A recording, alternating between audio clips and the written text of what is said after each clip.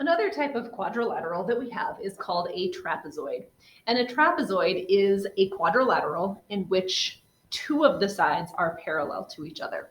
And so in this particular case, we have side KL, which is parallel to side NM. Those are the only two sides that are parallel to each other. The other sides, KN and side LM, are not parallel.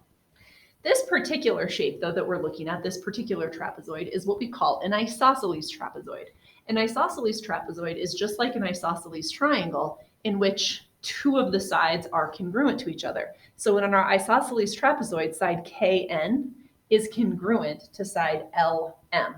So those two sides have the same length.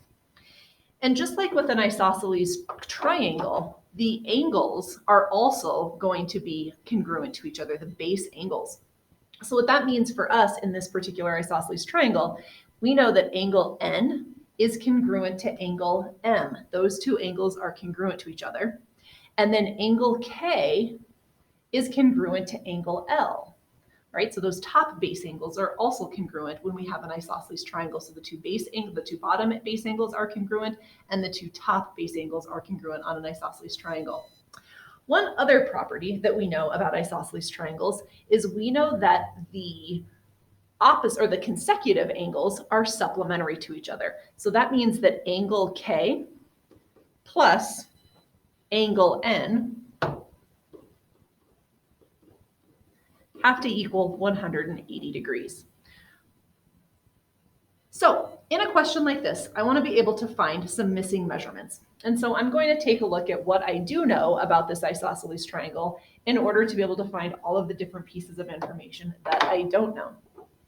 So the first thing that I want to do is I want to figure out what the two congruent angles are. So if I know that angle N is 47 degrees, well, I know that angle 3 is also 47 degrees. These two angles have to have the same measure because those are those base angles that will be the same.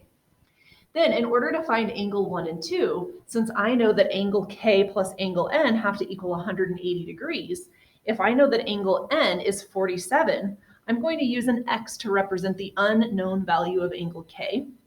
And then I'm going to add 47, which is the known value of angle N.